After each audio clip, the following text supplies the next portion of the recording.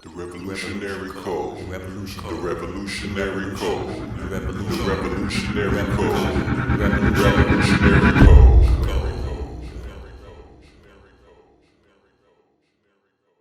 All right. So, welcome to the Revolutionary Code, the second episode of the Black Gold Media's flagship show. We want to bring you the truth about how governmental politics actually works in every facet of human existence and how that affects our people, Black people here in America. I am your co-host, Brother Tamani Mwandani, out of Houston, Texas.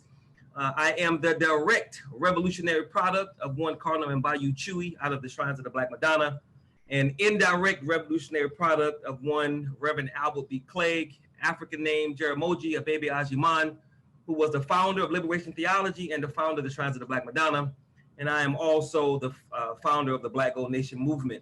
My co-host, the National Director of Political Strategy and Implementation for the Black Gold Nation movement, the intellectual gangster and corporate and grassroots revolutionary from Shreveport, Louisiana, aka The Boot, Brother Craig E. Lee. All right, brother, you want to say a few words before we get started?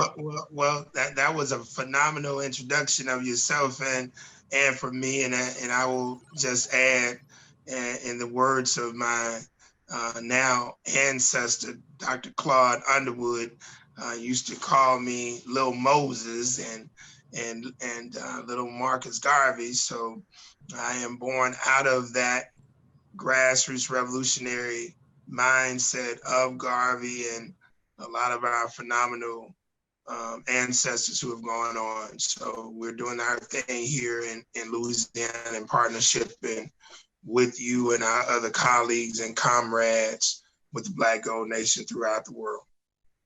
Excellent, excellent. If you are joining us via Zoom, if you have any questions for Brother Craig or myself, please post those questions in the chat. Or if you'd rather wait until the Q&A period and you want to ask your question, then that is okay as well. As a reminder, if you decide to ask your question, please ensure your phone is turned sideways so that our graphic designer and media department don't have any issues with the video. And please, throughout the show, keep your phones muted. If you're joining us on YouTube, you won't have an opportunity to be on camera, but you can still post your questions there, and Brother Craig and I will do our very best to answer your questions. Before we get started this evening, please allow me a few minutes to tell you about the Black Gold Nation movement. Our ultimate goal is to put ourselves, Black people, in a position by which we can own or control the environment, because we have come to realize that when we allow other people to control any aspect of our environment, we lose. When we allow other people to control any aspect of those systems in that environment, we lose, be it politics, economics, education, spiritual systems, policing systems, political systems. When we allow other people to control any aspect of any arena of our lives, we lose. Amazingly, we find ourselves on the bottom and everybody else is on top. And of course, we want to change that, which is why we're here and why the Black Gold Nation movement came into existence. We want to put ourselves in a position so we can not only own and control the environment, but we can implement a 100-year plan to build power for our people and give that to our children so that as a people, we will always be 100 years out. So tonight's show topic is mobilization and organization of grassroots teams in your local community, town, city, or parish that is controlled by grassroots leadership.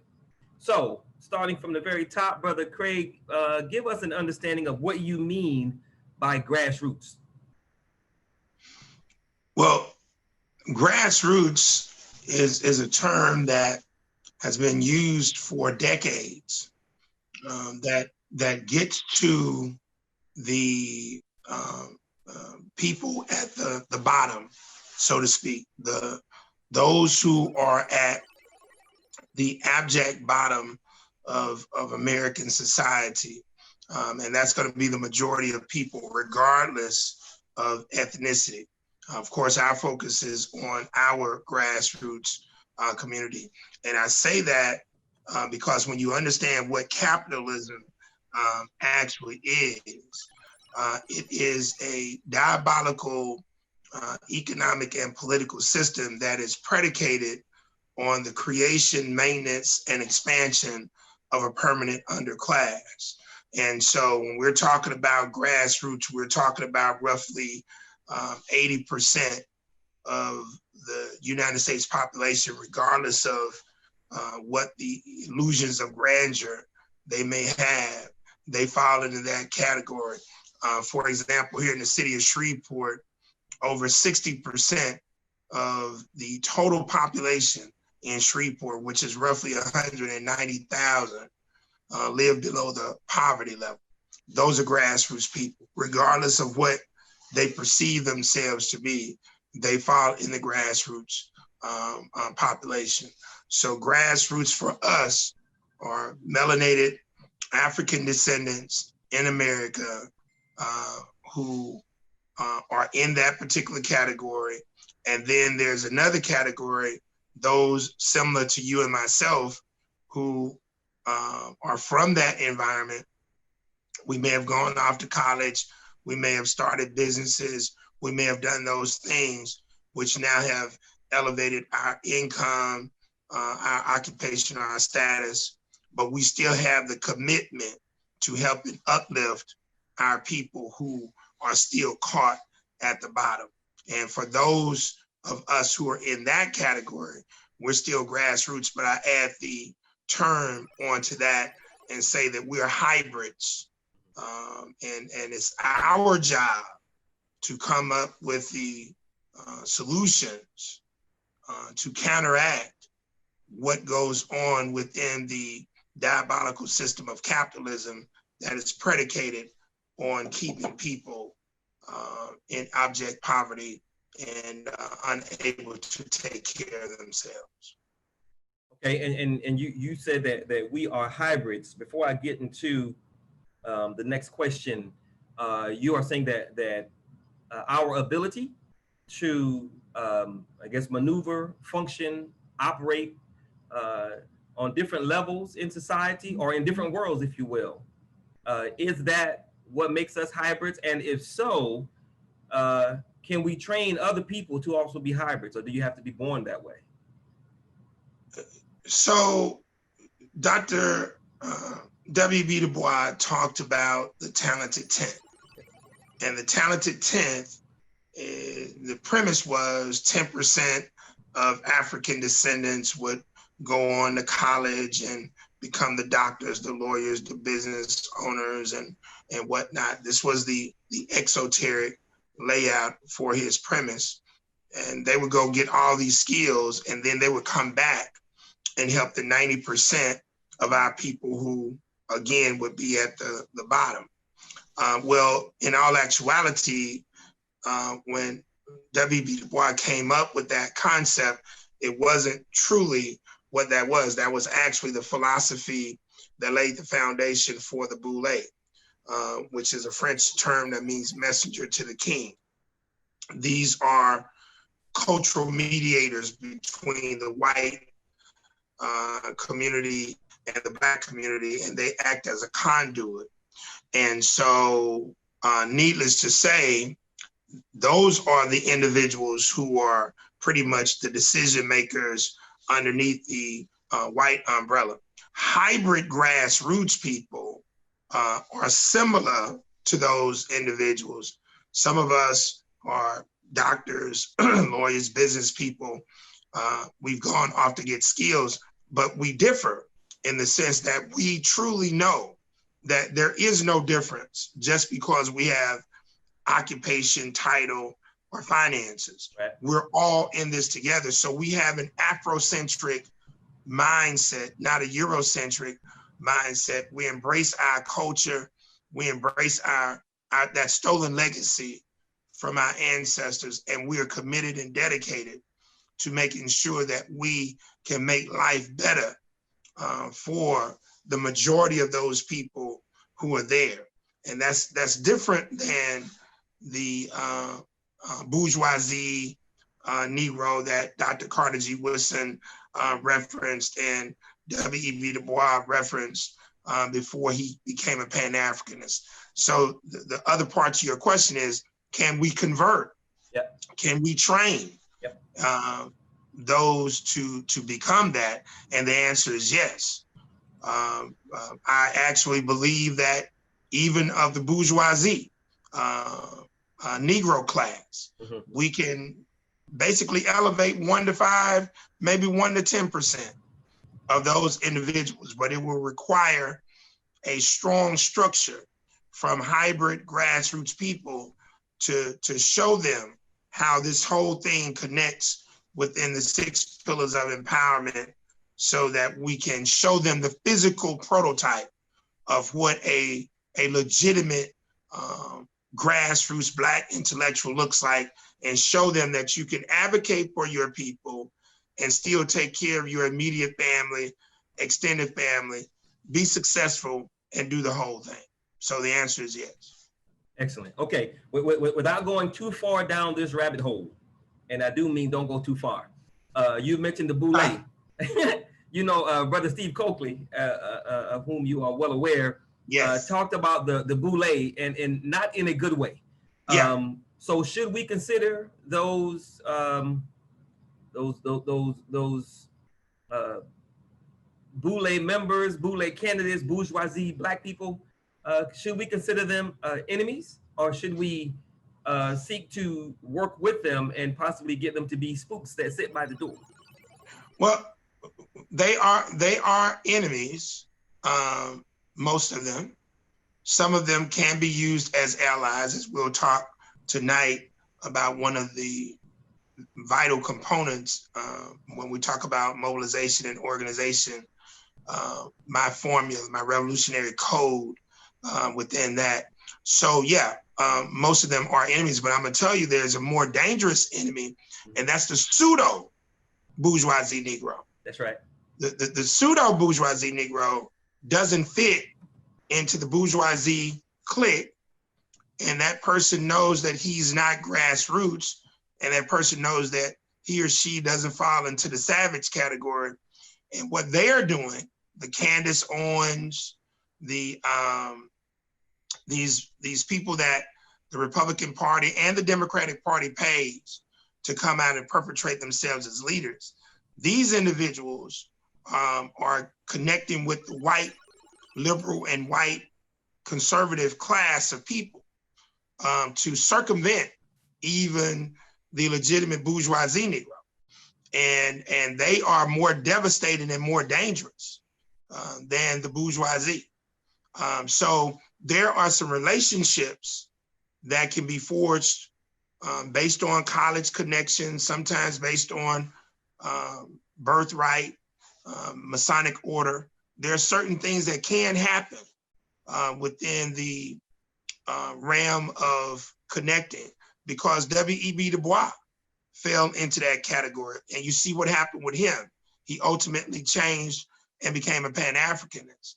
Same with Dr. Carter G. Woodson. He started out one way, but he worked closely with Marcus Garvey. So we can't write off all of them, but we have to provide a format, a structure for them to see and plug into, because they just don't have the same spiritual and cultural foundation as a hybrid grassroots Black person like you and myself and our BGN team. Gotcha. Okay, so thank you for not going too far down that hole, but in Craig Lee fashion, you opened up another hole. So you didn't go down that one, but you created another pathway. You said savage, the savage Negro, the savage category. You got to explain what you mean by that, and are there other categories? Oh yeah, there are six factions of African descendants in America. 6. Yep. And 2 of them are Black. You got grassroots Black folks, and then you have grassroots hybrid Black folks. Those are us. And a Black person, so you can understand this, and we call it melanated grassroots Black and melanated grassroots hybrid Black.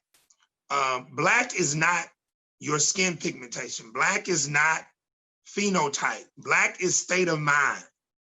And the state of mind of an African descendant in America or throughout the world who is Black is someone who embraces their stolen legacy and is committed to the liberation, to the empowerment and advancement of their people, and is willing to understand that it's not just about I, my, me, but it's about us, I, we.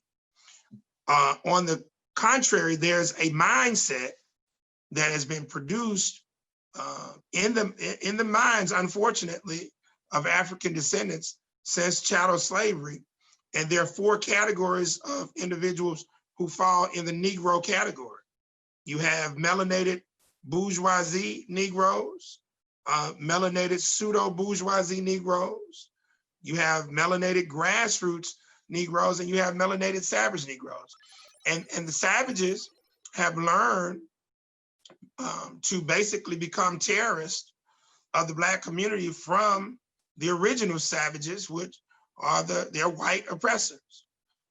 And because they lack spirituality and culture, they have now become terrorists and mercenaries in the African-American communities throughout the United States. And so that's where that term comes in, because when you lack spirituality and culture, you lack ethics and morality. And when you lack ethics and morality, you couldn't give a damn about anybody other than yourself. And that's where that term savage comes in. The original savage and the beast are those particular individuals who have oppressed our people and continue to uphold the system, philosophy, and game of capitalistic white supremacy and racism. And those are the European descendants in America and throughout the entire world. Excellent. I've asked you this question before about white people being the devil or just acting devilish or a devil. So we've had that conversation, and a lot of our people believe that it is simply their nature to do what they do, which is rape, rob, pillage, plunder, take, and oppress. You also talk about the importance of culture. We've had several conversations about that. The different categories of Black that you just finished mentioning, is it possible? Not of Black, okay, African descendant. African descendant, melanated grassroots, melanated grassroots hybrid, melanated bourgeoisie, melanated pseudo, melanated grassroots Negro, melanated savage Negroes. With proper culture and spirituality, can these different types of African descended peoples be eliminated? Oh yeah. The thing that we don't have the ability to do is force them to go through a mental detoxification program. We can't force them to go through a spiritual detoxification program because in this society, people believe once you get to the age of 18, you're an adult and you can do whatever the hell you want to do. You're a man, you're a woman, and most of these individuals will never become men or women. They're just older males and older females.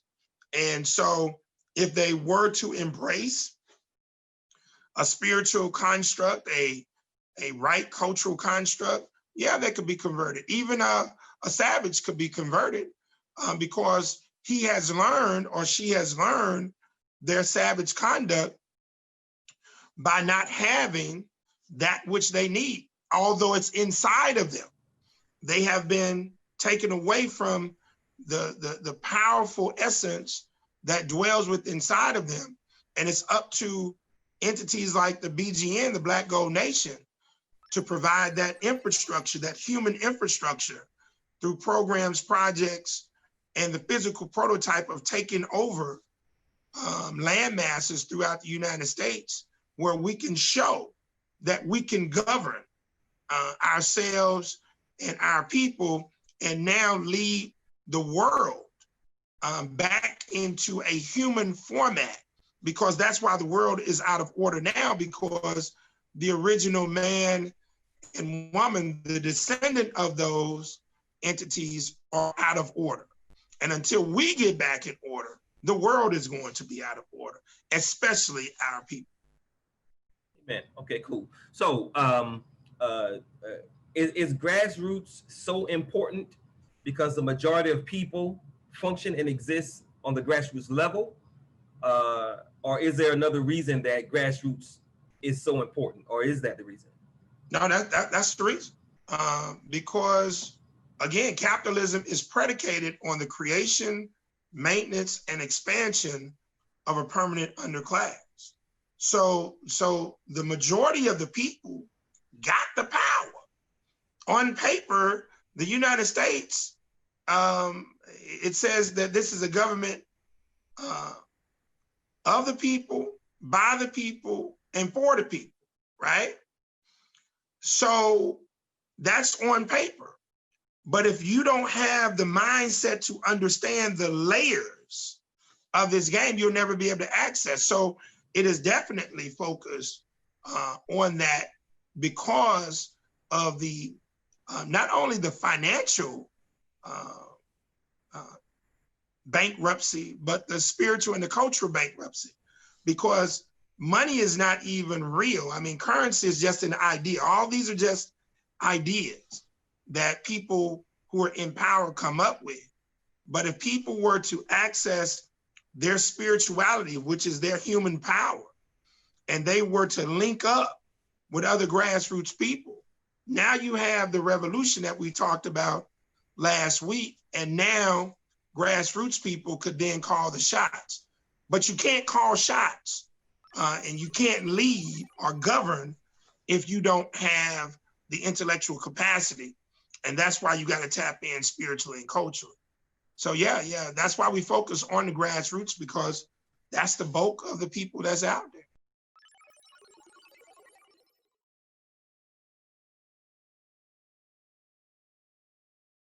In 2020 moving forward, we can no longer afford to have as the only institutions in our communities whereby we have some semblance of control over the religious institution, the barber and beauty institution, and the entertainment institution. If we are to survive America and not become a permanent underclass in this country that our people laid the foundation for to become the wealthiest country on the planet, we need a new kind of institution. Enter the League of Extraordinary Minds. The League of Extraordinary Minds is a national competition to locate the right Black people to help establish a physical presence for a new kind of institution in every community where we have a Black church, to help heal, organize, educate, and train our people to take power for the purpose of establishing communities that have influence, value, and power. Since our introduction to Caucasians in America, for the past 400 plus years, we've suffered, endured, and survived some of the most inhumane and brutal acts of organized, systematic, and systemic terror, oppression, and destruction ever inflicted on one group by another group. These acts have served to change a people who used to run the world to a people who can't run their own neighborhood. We are a broken people. If you were to add up all the years of everything we've been through since we've been here in North America, it will total over 3,000 years of continuous, relentless, methodical, intentional, simultaneous, systematic, unapologetic, anti-Black acts of terror. This sort of trauma that this kind of oppression and terrorism creates doesn't and isn't just going to go away. And all the protesting in the world will do nothing to heal us from it. We have to do something to ensure it goes away, and this cannot be done without a new kind of Black institution, a conscious community institution to help us do it. The development of this new institution, the Black Gold Conscious Community Center, can only happen if we have the right people on board who are ready to do, as opposed to just talking and or posting on social media. Are you ready to be a part of the League of Extraordinary Minds? To help us, the supporters and members of the Black Gold Nation movement, build a new kind of Black community that has influence, value, and power, and get paid for doing so.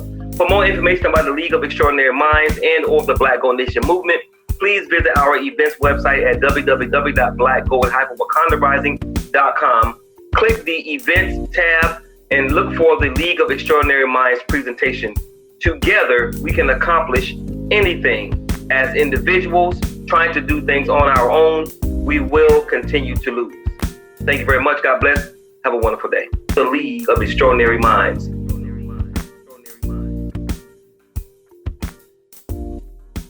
For those of you who are joining us a little late, if you missed the intro, you are listening to the Black Gold Media's flagship show, The Revolutionary Code, where we bring you the truth about how governmental politics actually work in every facet of human existence and how that affects our people here in America, Black people. I am your host, Brother Tumani Mwandani, and the co-host is Brother Craig Lee. He is the National Director of our Political Strategy and Implementation Department. So, Brother Craig, you just talked about, you mentioned the layers of the game. What are the layers of the game? And what game we talking about? I mean, the philosophy, system, and game of capitalistic white supremacy, racism is the primary game that we're in terms of the matrix. And the ultimate game, the game of life that the Creator has established for us, is what we have to ultimately get to participating in. And so, but in order to get to that game, you got to go through the matrix that we're currently in. And there are many, many, many, many layers to this. Basically, you have 3 levels of information dissemination that exist throughout the world or in any organization. You have exoteric, which is the superficial ground level, the surface, and that's EXOTERIC, exoteric.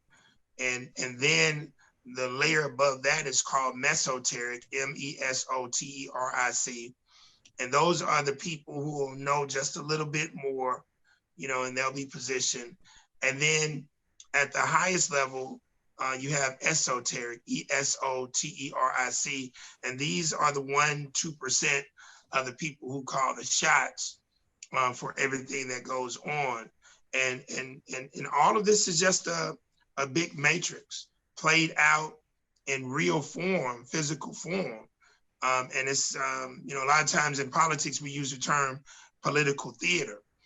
People don't know that a lot of what they see is just theatrically being performed, just like a movie or a play. And they don't even know it. And that's how they get caught up in, I'm a Democrat, I'm a Republican. These people are all the same.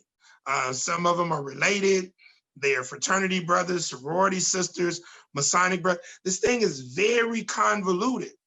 And so the only way that a person who is not in the clique will be able to figure this out, you gotta tap in to your spiritual power and your ancestral power.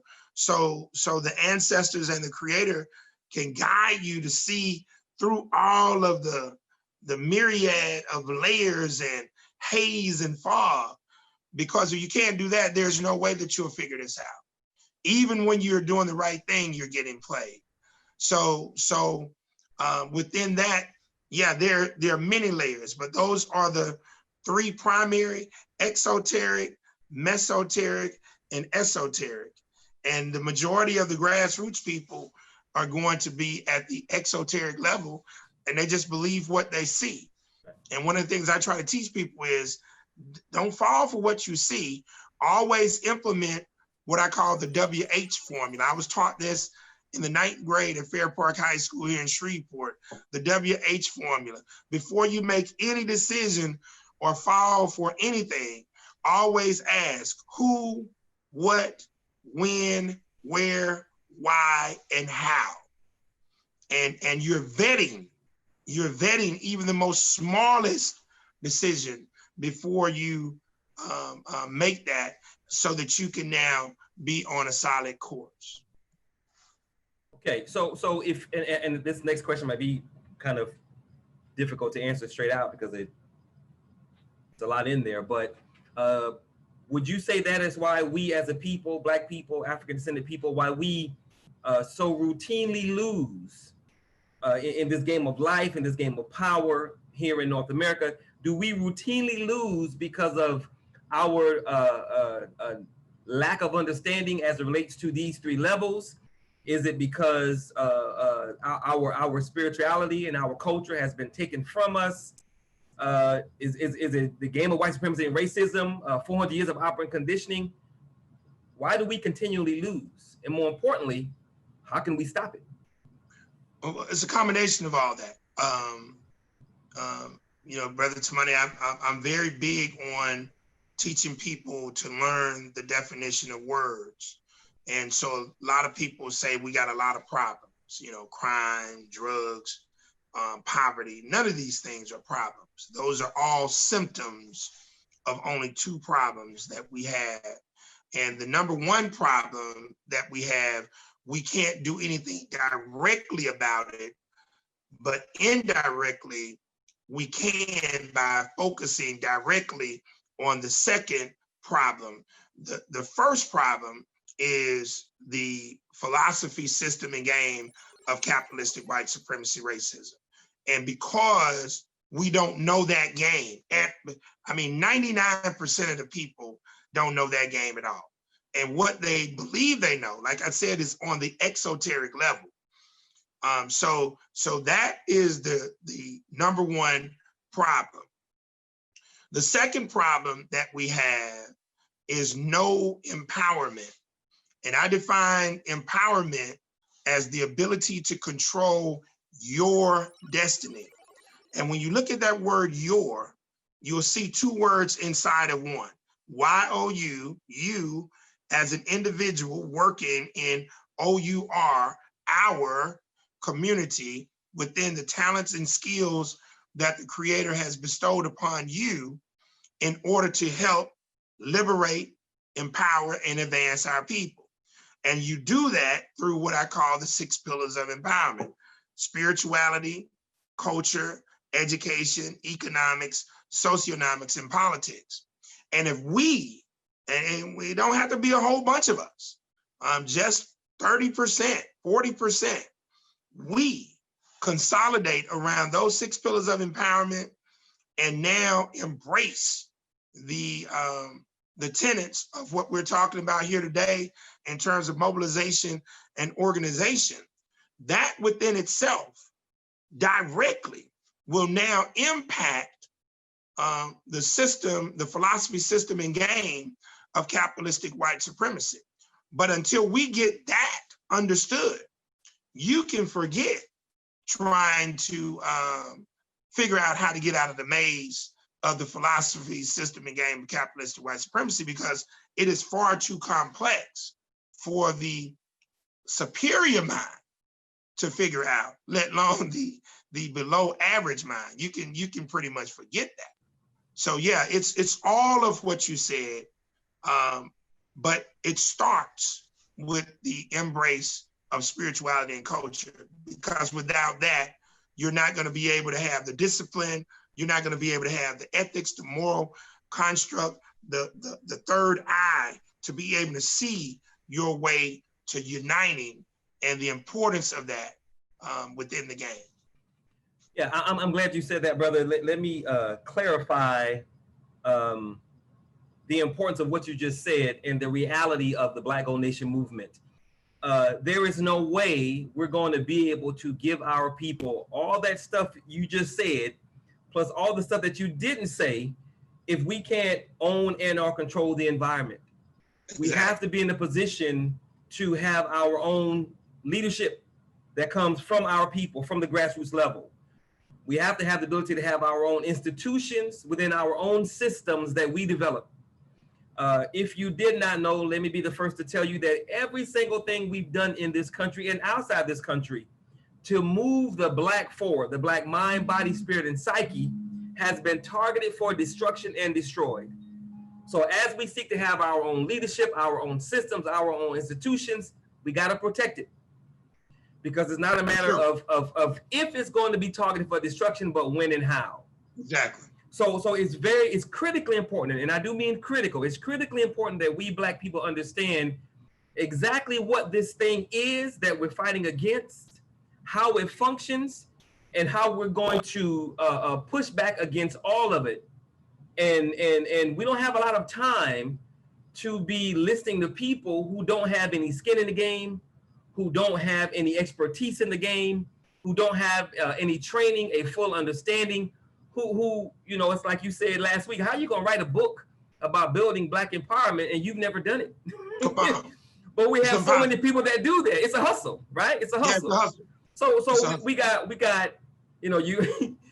had an event, a meeting a few weeks ago and there was a brother on the call that had an issue with you, and I thought you were being very nice and very professional. And this brother wrote like 30 books in 30 years, and we're like, wait a minute. If it takes a year to write a book, and he was in his I guess late 50s, early 60s, and he wrote all these books. Like, when did you have time to implement all of this stuff? And we have to,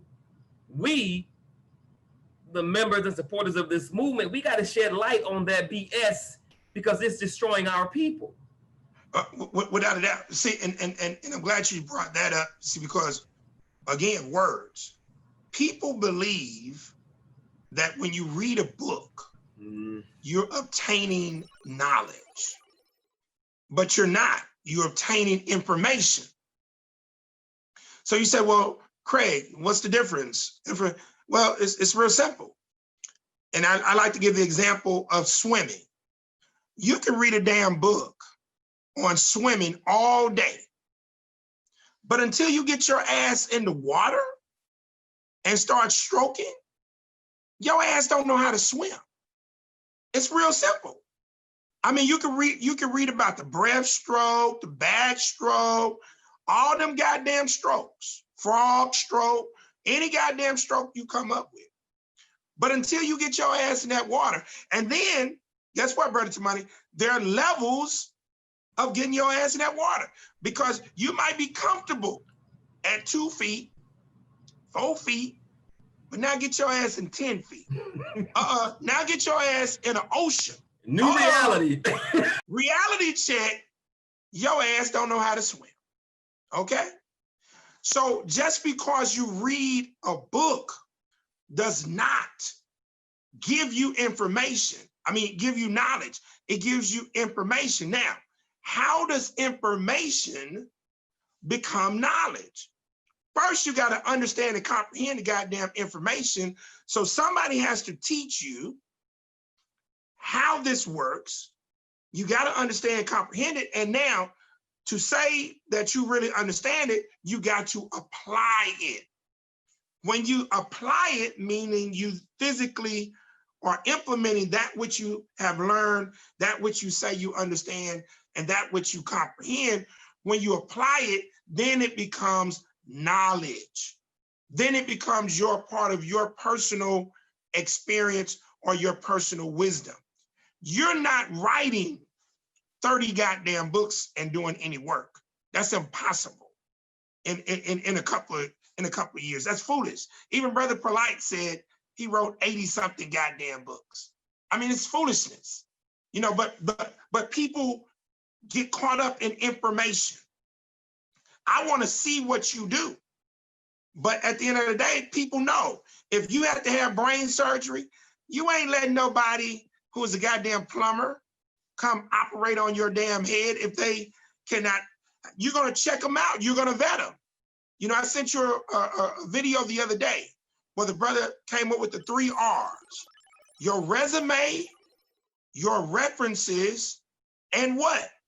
Your receipts. See, you can provide a resume. Okay, it could be correct. It could be false. You can provide your references. They could just be vouching for your punk ass, okay? But them goddamn receipts gonna tell the story whether your resume and your references are truthful.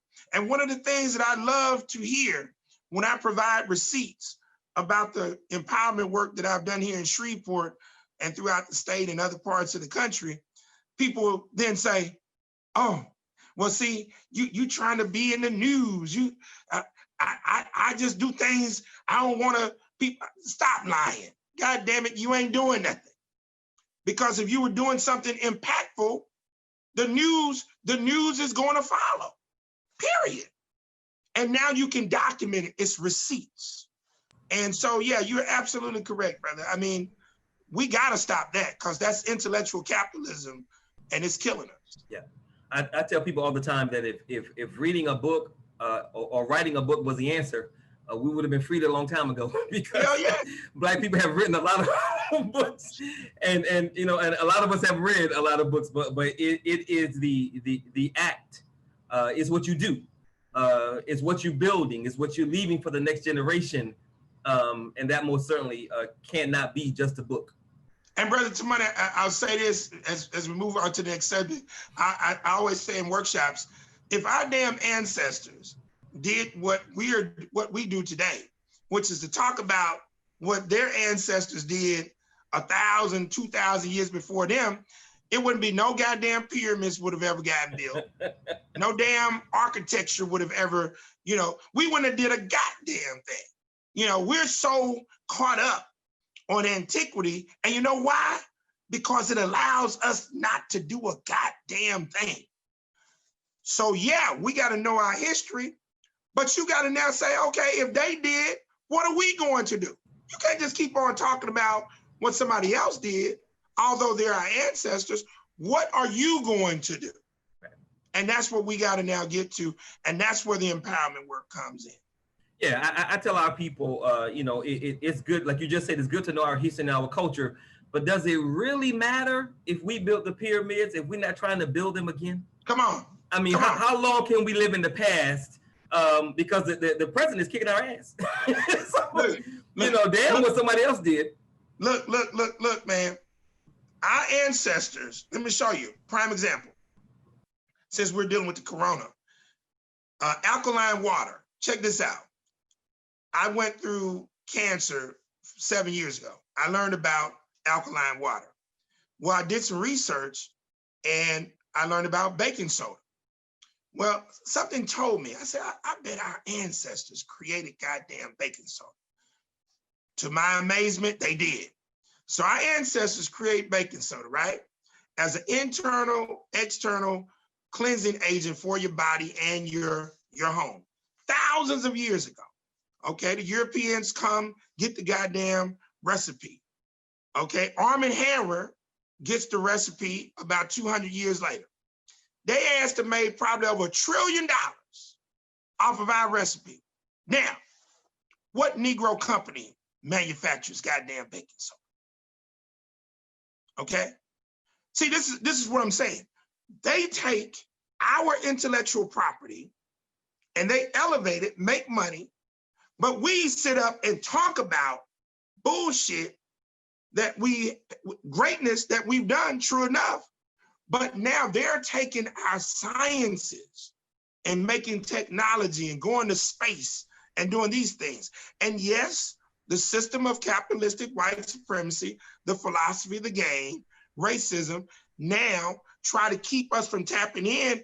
But hey, man, you got libraries, you got the internet, you can network with other brothers and sisters, so they're not preventing that.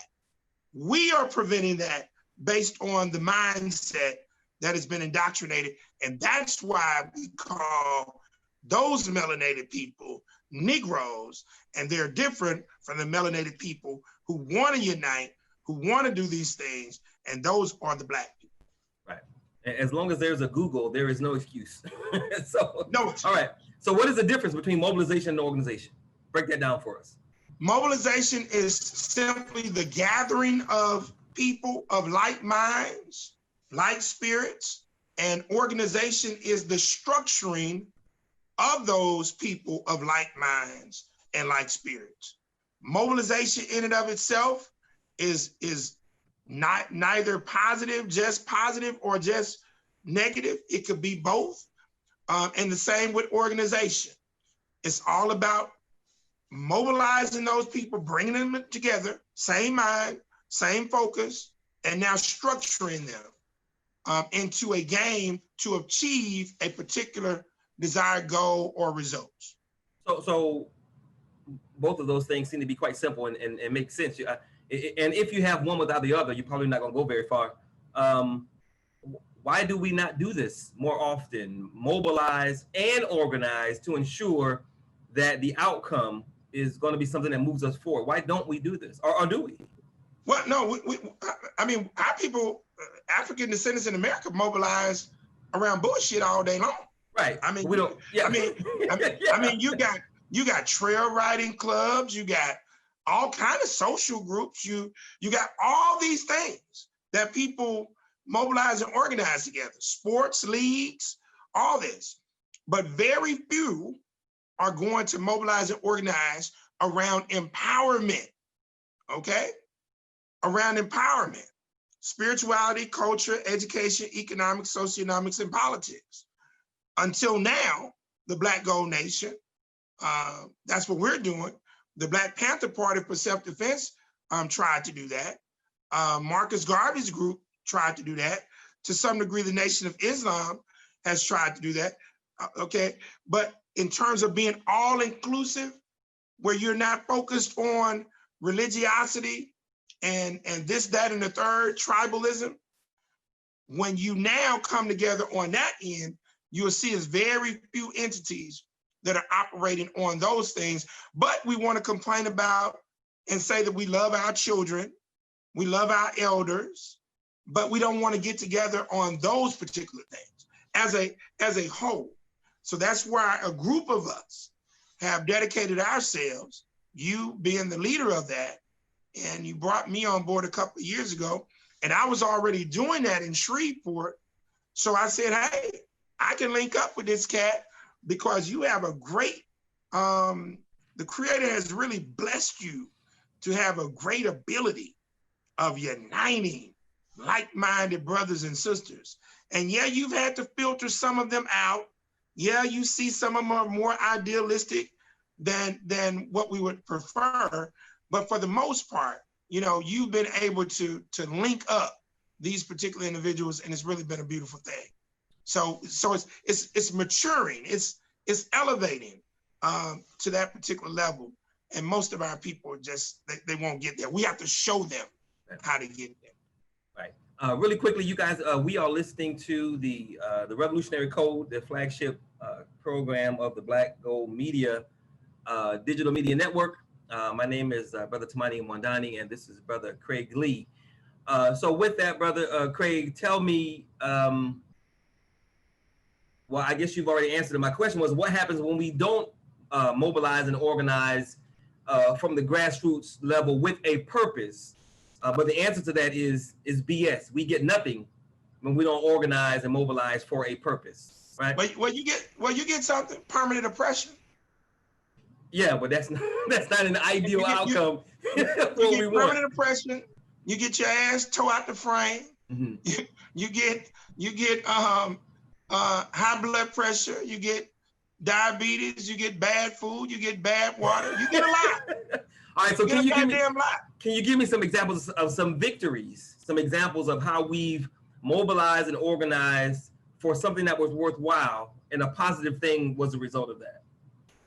Well, one of the things I know we've done here in the city of Shreveport, we mobilized, organized back starting in 1996 to begin the process of getting African-American business owners access to the contract procurement dollars in the city of Shreveport. The city of Shreveport is roughly 60% Black, but less than 3% of those dollars, hundreds of millions of dollars a year, were going to Black business owners. And phase one of this was to position a public relations campaign, advocacy campaign to go after those dollars. And we were successful. It took some time to just get the program started. Now, 22 years later, one of our team members, Brother Leon Wheeler, who's a part of our LACE team, entrepreneur, business owner, he's now over that program. It took 20 years to get the disparity study approved. We still have to get it funded, but that's a major victory, because it lays the foundation for us to begin to create over the next 10 to 20 years here in the city of Shreveport, 10 to 20 Black millionaires. We gotta show young people, our young children, that you can become a millionaire, billionaire by being a construction business owner, by being a janitorial company, by being whatever, restaurant or whatever type of company, where you don't have to be an athlete, entertainer, dope dealer, the things that are being marketed to them on a daily basis. So that's one of our biggest accomplishments here, and we mobilized. It was just a few of us. It wasn't a lot of people. Again, like mind, like spirit.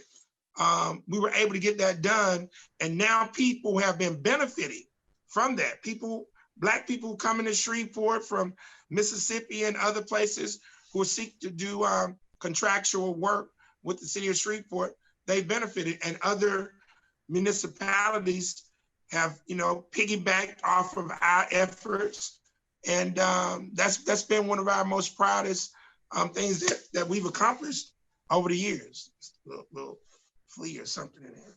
Okay, next question is a two-part question, and then we have one more, and we'll open this thing up for questions. Explain to us the importance of mobilizing and organize locally. And the second part of the question is, do we ever seek to mobilize and organize beyond the local environment? So what is the importance of mobilizing and organizing locally, and do we ever seek to mobilize beyond the local? Well, you already know the answer to this, because I ask it all the time.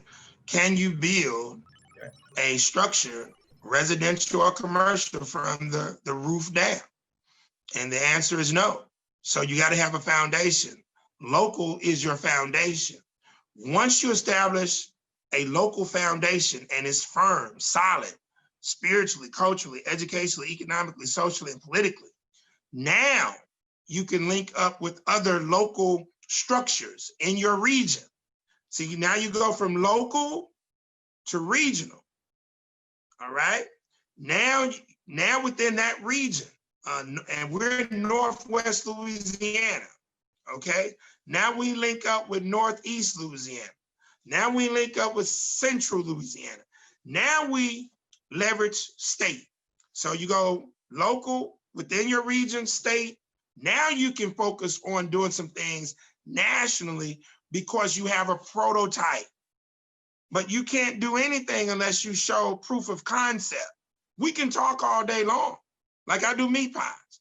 I can say I got great meat pies, but until I produce the product and people can taste it, I'm just talking. So that's why the local is so important. And yes, the local, just like a jigsaw puzzle, one piece leads into another piece, and now you get all of these pieces together, and it creates this beautiful image on the box that you saw.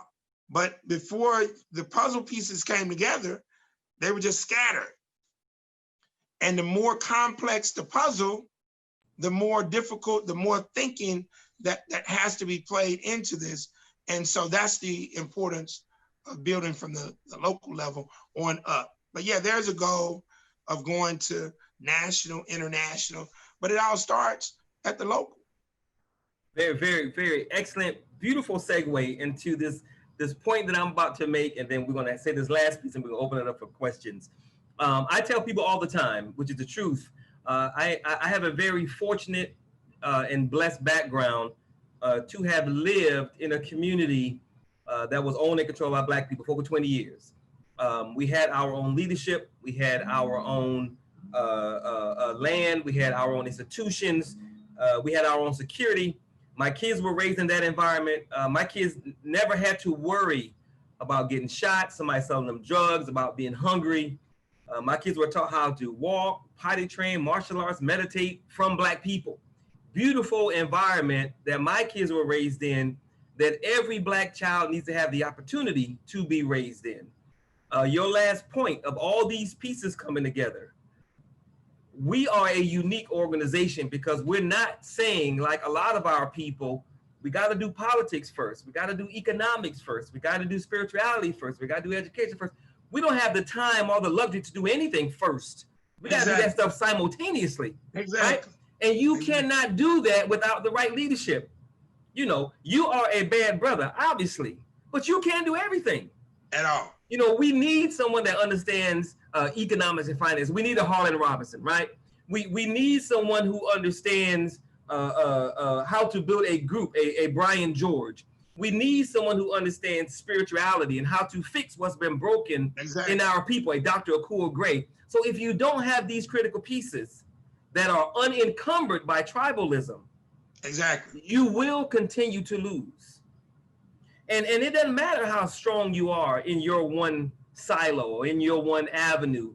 It no matter if you're kicking behind in politics, because those other areas that you're not paying attention to, that's how you're gonna get attacked, right? Exactly. So we are a unique organization in that we understand if you don't have the right leadership with the right understanding of what's wrong with our people and an accurate understanding of how to build power to push back against all of it, then you are going to continue to lose. And that is why we continue to lose. Exactly. Last point, and then we'll open it up for questions. Last week, we talked about the dangers of identity politics. This week, you talked to us about different classes of African descended people, one of which is the melanated pseudo-Negro. Tell us, what are the dangers of following a Nick Cannon and the dangers of following a Grandmaster Jay, the brother who is the founder of the NFAC, not fucking around. I'm not sure if it's committee or coalition. But what is the danger of Black people following these kinds of Black people, and why should we stop? Number one, they get you distracted from focusing on the agenda at hand. And the point that you were just making, we have to be multidimensional in our focus and not one-dimensional.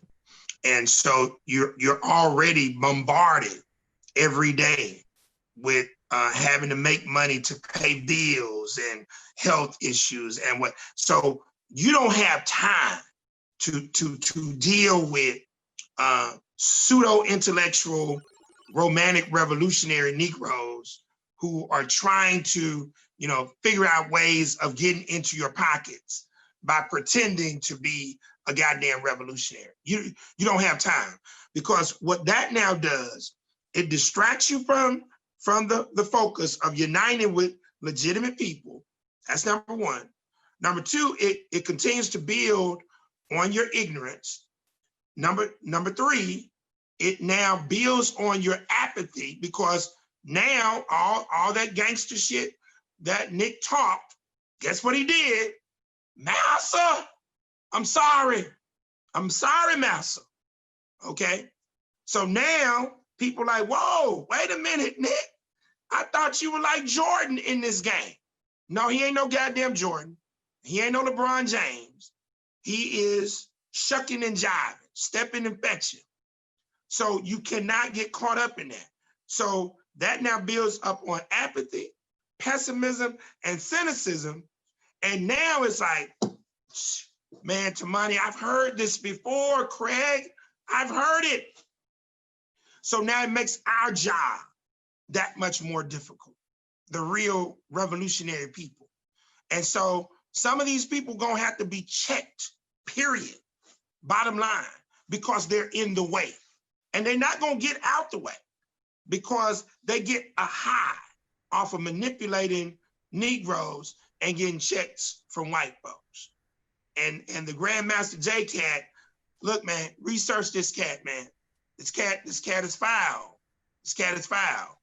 Identity theft for over a decade of Jam Master Jay and what is Will Smith's DJ, Jazzy Jeff? Jazzy Jeff, yeah. Called himself running for president, said he was a leader of the Black Lives Matter. You better be real careful about this guy. But no, those guys distract and they make our job that much more difficult. Yeah, and it goes back to just on an individual level. It goes back to what you said earlier about the 3 R's of doing research on somebody: your resume, your references, and your receipts. So how are you all of a sudden going to pop up and be the leader of anything when your resume, your references, and your receipts don't add up? I mean, you can't. It's impossible, bro. You can't have 5, 6, 7 titles in 10, 11, 12, 13 years, and all of a sudden you got the answer to everything that ails Black people. And if you know, if you know, you and I have joked about this. If you have any kind of experience with firearms, I've been in the military. You know, when you see them walking down the street and all that black and all that heat, I'm thinking, aren't they hot? Yeah, they're just little things that you notice when you know what to look for. And when our people who are emotional, who are pissed off, who are upset, you know, when we get attached to that kind of incorrect, awkward, backwards, amateurish, what we say in the shrine, niggerized leadership, you know, that's a nigger operation. Yeah. You're gonna get people killed. You're gonna get people killed. You know, because they're out there thinking that they're a part of something that's a real something, and it's not. And it's not because of the person that's leading it. So we have to be, like you just said, we got to be very mindful of who we follow, and those of us who are doing this thing for real.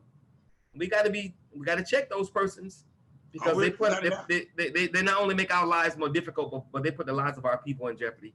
Okay, so with that, thank you, brother, for that answer. Of course, always on point. We're going to open this thing up for questions really quickly. We only have about 5 minutes left. So does anyone have a question for Brother Craig as it relates to anything that he discussed this evening? Anybody have any questions at all? If you do, you can either post it in the chat and I'll read it, or you can just unmute your mic and ask your question. So does anyone have a question for Brother Craig?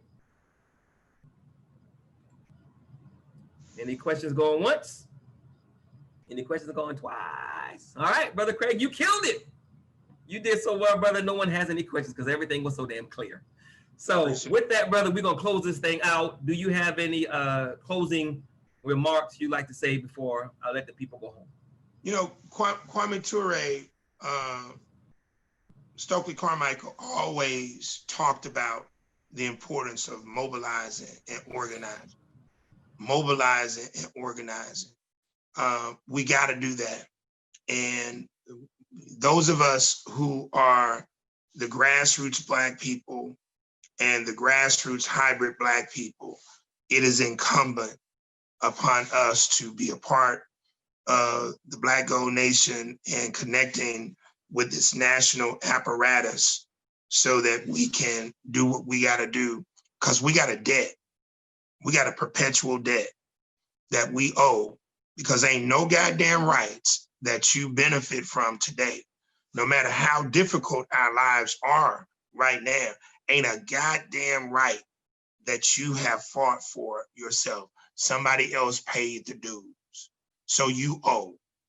And so with that, I just encourage people to join up, get with you, link up, so that we can take advantage of their greatness, their talent. So we're able to rock and roll and do what we got to do for the betterment of our people. Amen, brother. Thank you. And let me say that everything that Brother Craig just talked about over the last hour, none of that stuff is going to be possible if we don't have the right people to help us make it possible. This brother cannot do it on his own. He and I cannot do it on our own. Everybody that's on this call, there are 12 of us, I think, here, 13 of us here. That's not enough Black people. We absolutely must find more people who are willing to put in on something that's going to build power for our people. And please don't get it twisted. Everything is about power. What happens to us happens because we don't have the power to stop it. And we don't have the power to stop it because we're not mobilized, we're not organized, and we have no idea of what to do. That's why having the right leadership in all the different areas by which we're being attacked is so critically important. And if we don't have that, we'll end up following. And I don't mean to be disrespectful to anybody, but if we don't have the right leadership, we'll end up following a Nick Cannon who is controlled by other people, obviously. Exactly. We'll get caught up in in a movement, in an organization like Black Lives Matter that's controlled by white people, because that's where the money is coming from. Exactly. We'll end up following someone who don't have the receipts for what he says he's trying to do, and what he's trying to do is going to get people hurt, killed, and it's going to affect our people having faith in Black people. Exactly. So the Black Gold Nation movement was started because I felt that my people, Black people, were looking for something. I felt we were ready to do something. And I knew that just from my background alone, I had something to offer. Again, I've lived in the kind of environment, the kind of community that I'm trying to make available to every Black child on the planet. I know what that's like. I know the kind of upbringing my children had, not because of me, not because of their mother, but because of the village that our kids lived in, the layers of security that were around our children. And every Black child deserves that, but I can't do that by myself. Brother Craig can't do that by himself, you know? Exactly. We absolutely must find those Black people who exist on different levels, those Black people who are able to be elevated to those different levels. I tell our people all the time that we have to have enough love for our people, and undying love and commitment to our people, so that we are able to raise them from the base of the pyramid to the top of the pyramid. That's right. We have to love our people from where they are and not where we want them to be. But in that love, in that understanding of what we've been through and what we have to do, we got to understand that all of our skin folk ain't our kinfolk. You know, there are other, that's right. There are other melanated peoples out there that will do us harm because they are not our people, because of what they've been conditioned to do and the environment into which they've been raised. We want them to be better, but not everybody's gonna make it. Not everybody can be a part. Not everybody's ready, and everybody won't be saved. You know, if like Brother Craig said, if it weren't for these other kinds of melanated peoples, then slavery would have never happened, because there were Black hands involved in that process. Exactly. Everything we've done, melanated hands. Yes, sir. Everything we've done has been infiltrated. And it was infiltrated, yes, by the white man, but the Black hand opened the door. Yeah. We got to remember that, right? So we got a lot of work to do. Ain't nobody going to do it for us. Ain't nobody coming to save us. And if we are to be saved, if our kids are going to have a snowball's chance in hell of having a life worth living in a country that their people built, we got to put something in place for our kids. So with that, if you want more information about the Black Gold Nation movement, please visit our events website, blackgold-wakandarising.com. Click on After the Protest. We are engaged right now in a 100-city virtual tour, where we are seeking to build teams of Black people in 100 cities who are ready, willing, and able to do. Again, Brother Craig cannot do it by himself. But can you imagine if Brother Craig is leading 100 political teams around this country? That'd be a new day. And then gangster. And then we couple that with all the other leadership that we have to support and make better what this brother is trying to do. We have the leadership. We have the understanding. We know what needs to be done because we put in that work or we've been trained. Every Black person that's come before us that's tried to do something, all of them had success, but all of them failed for a number of reasons. We have to build upon those successes to take them to the next level. And we have to learn from those mistakes, because we don't have time to make those same mistakes. Because America's changing, and I guarantee you those changes are not pro-Black. So with that, again, if you want more information, blackgold-wakandarising.com, click on After the Protest, sign up for one of the cities where we're going to be in virtually building these teams to help us make this happen. And if you don't see your city, send me an email, theblackgoldnation@gmail.com, and let me know. I want to see my city. I'll add it. I guarantee you in 24 hours. And we will go from there. So with that, thank you guys very much for being a part of making this second episode of the Revolutionary Code of Black Gold Media. I sincerely appreciate it. And always, always, always remember two things. No one can do everything, but if everyone does something, everything will get done. And absolutely always remember that nothing is more sacred. Not me, not you, not your kids, not my kids, not your family, not my family. Nothing is more sacred than the liberation and salvation of Black people. Because if Black people don't make it, you're not gonna make it, I'm not gonna make it, our kids ain't gonna make it, and our families aren't gonna make it, so it's not gonna matter. But if we take care of the Black group and we ensure the Black group makes it, then damn it, we'll get back to running the world like we used to back in the day. So with that, thank you guys very much. God bless y'all. Have a wonderful evening. I appreciate it. Yes, indeed. Peace. Thank you. The Revolutionary Code. The Revolutionary Code. The Revolutionary Code.